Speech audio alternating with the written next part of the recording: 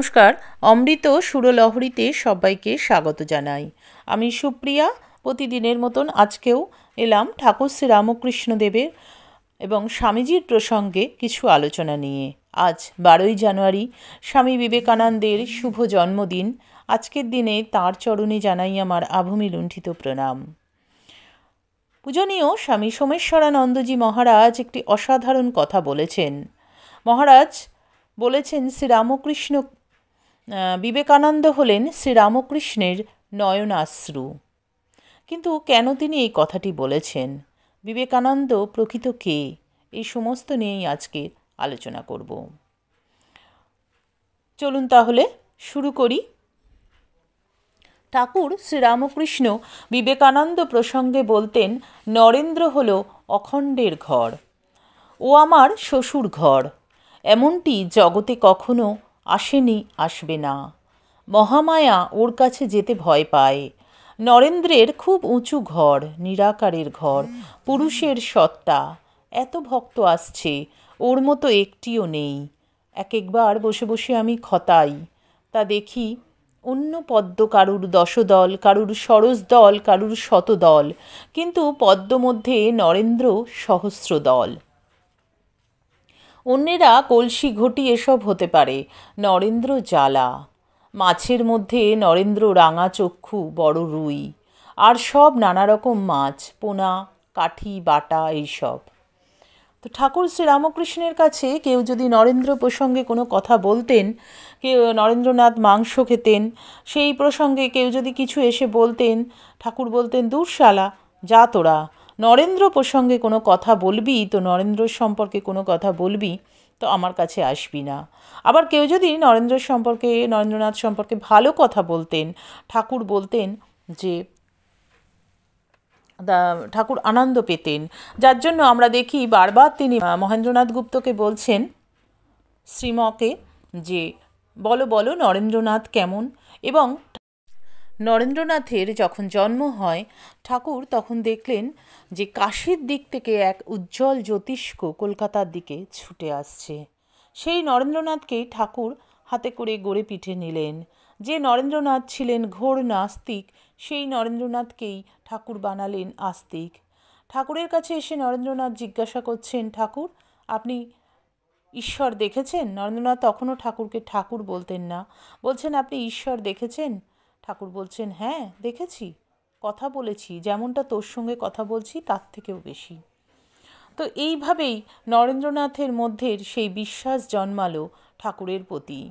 তাই পূজনীয় স্বামী সোমেশ্বরানন্দজি মহারাজ বলছেন, শিবের অশ্রু হল রুদ্রাক্ষ, মহাদেবের চোখের জল। বিবেকানন্দ তেমনি শ্রীরামকৃষ্ণের নয়নাশ্রু। ঠাকুর সাধনার গোড়ায় কেঁদেছিলেন ঈশ্বরের জন্য, মা দেখা দে, আর শেষে কেঁদেছেন মানুষের জন্য, ওরে তোরা কে কোথায় আছিস আয়। শেষের সেই অশ্রুই মূর্ত রূপ ধরেছে বিবেকানন্দ হয়ে। শিষ্য নরেন চাইছে নির্বিকল্প সমাধি। ভৎসনা করলেন ঠাকুর, এত ছোট নজর তোর, সমাধির পর চাবি দিয়ে বন্ধ করে দিলেন মুক্তির পথ। এ কেমন অবতার? প্রার্থনা করছেন ঈশ্বরের কাছে, মা ওকে মায়ায় বদ্ধ করো, না হলে সমাধিস্থ হয়ে দেহত্যাগ করবে। কেমন গুরু তিনি! শিষ্যের মুক্তিপথে বাধা হয়ে দাঁড়ান। কখনো শুনেছেন এমন কথা? ইনি গুরু না, শত্রু। কি সুন্দর লিখেছেন মহারাজ। গুরু তো শিষ্যকে সেই পথ চেনান যেখানে মায়ায় আবদ্ধ হবে না,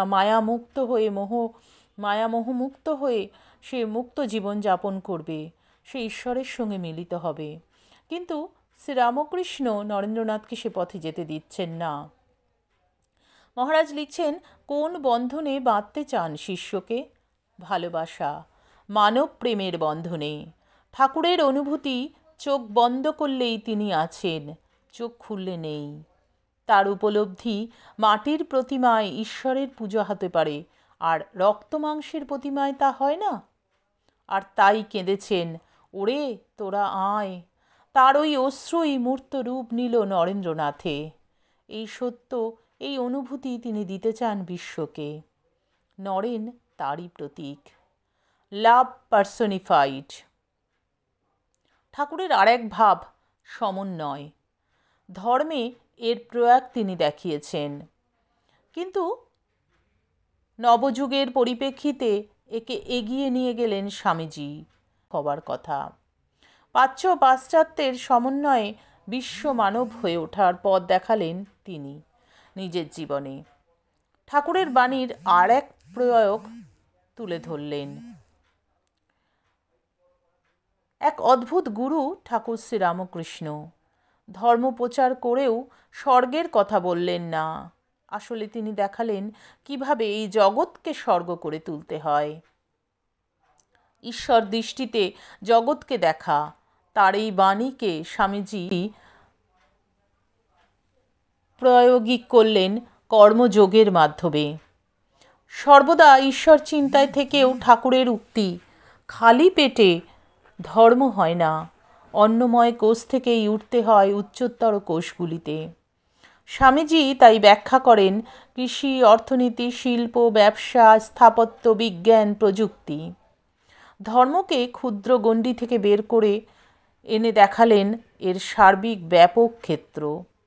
দক্ষিণ ভারতে বিদ্যারণ্য মুনি যে আদর্শে উদ্ভূত করেছিলেন বিজয়নগরের রাজাকে, পশ্চিমে সমর্থ রামদাস স্বামী করেছেন শিবাজিকে, উত্তরের মগধে চাণক্য দেখিয়েছেন চন্দ্রগুপ্তকে, তারই আধুনিক প্রয়োগ বিবেকানন্দ দেখালেন শ্রীরামকৃষ্ণ আদর্শে। মুক্তি সাধনা যে অন্নময় কোষ থেকেই শুরু করতে হয় তা বুঝিয়ে দিলেন। অর্থাৎ খাওয়া, অন্নময় কোষ, অন্নগত প্রাণ, এই অন্ন থেকেই শুরু করতে হবে। পেটে খাদ্য না থাকলে ধর্ম হবে না। অসাধারণ সাংগঠনিক ক্ষমতা ছিল ঠাকুরের। শুধু দক্ষিণেশ্বর বা কলকাতায় নয়, কাশীপুরে দেখান তার চরম প্রমাণ। এই শিক্ষাকেই টেনে নিয়ে গেলেন স্বামীজি সর্বভারতীয় ক্ষেত্রে ও পাশ্চাত্যে। কেন এ কথা বলছি? কারণ নরেন্দ্রনাথ তো কাজ করতেই রাজি ছিলেন না। ঠাকুর তাকে জোর করে লোকশিক্ষায় নামান।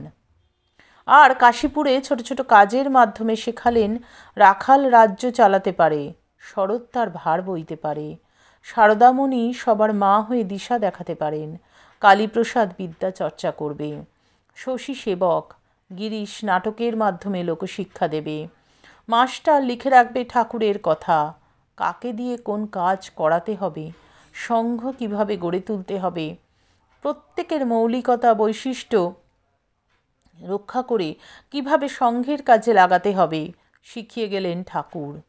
আর বললেন, নরেন এদের দেখিস। আর শেখালেন প্রেম ও আনন্দময় জীবন গড়ে তুলতে হয় কিভাবে। ঠাকুরের এই শিক্ষায় স্বামীজি বিপদে পড়তেন অনেক সময়। ইউরোপ আমেরিকায় তো অনেকেই অভিযোগ করত, আপনি এত হাসেন কেন? ধর্মাচার্যদের গম্ভীর থাকতে হয়। কিন্তু স্বামীজি যে ঠাকুরের শিক্ষা ভুলবেন কিভাবে? শ্রীরামকৃষ্ণ যে শিখিয়েছেন প্রকৃত আধ্যাত্মিক জীবন সবসময় আনন্দময়। আর বিবেকানন্দ তো শ্রীরামকৃষ্ণ বাণীরই মূর্ত রূপ। তাই মহারাজ বলছেন, যেমন রুদ্রাক্ষ পড়লে সকলের ভালো হয়, রুদ্রাক্ষ হলো শিবের অশ্রু, ঠিক তেমনি বিবেকানন্দকে আশ্রয় করলেই, বিবেকানন্দ পথে চললেই হয় মঙ্গল। কারণ বিবেকানন্দ হলো শ্রীরামকৃষ্ণ নয়নাশ্রু। অসাধারণ লেখাটি। আশা করি আমাদের আজকের আলোচনা আপনাদের সকলের খুব ভালো লাগলো। ভালো লাগলে প্রতিদিনের মতন লাইক, কমেন্ট, শেয়ার করবেন। যারা চ্যানেলটি সাবস্ক্রাইব করেছেন তাদেরকে অসংখ্য ধন্যবাদ। যারা চ্যানেলে নতুন বন্ধু তাদের কাছে অনুরোধ রইল চ্যানেলটি সাবস্ক্রাইব করে পাশের বেল আইকনটি ক্লিক করে রাখবেন। গতকাল অনেকেই কমেন্ট করেছেন, আমি এই মুহূর্তে আজকে কমেন্টগুলো আপনাদের জানাতে পারছি না, তবে আমি দেখেছি অনেকেই কমেন্ট করছেন, অনেকেই বলছেন আপনি প্রত্যহ ভিডিও দেবেন। খুব ভালো লাগছে, আমরা সমৃদ্ধ হচ্ছি এগুলো জানতে পেরে। আমারও ভীষণ ভালো লাগছে। আপনারা সকলে এইভাবে আমার পাশে থাকুন। সকলে ঠাকুর মায়ের কৃপায় সকলে ভালো থাকুন, সুস্থ থাকুন, সকলের মঙ্গল হোক, সকলের ভালো হোক। ঠাকুর মায়ের চরণে আভূমিলুণ্ঠিত প্রণাম জানিয়ে আজকের ভিডিও এখানেই শেষ করব। আবার আপনাদের সঙ্গে দেখা হবে আগামী ভিডিওতে। হরি ওম তৎসৎ। শ্রীরামকৃষ্ণ অর্পণমস্তু। জয় মা শারদেশ্বরী। জয় তু স্বামীজি মহারাজ।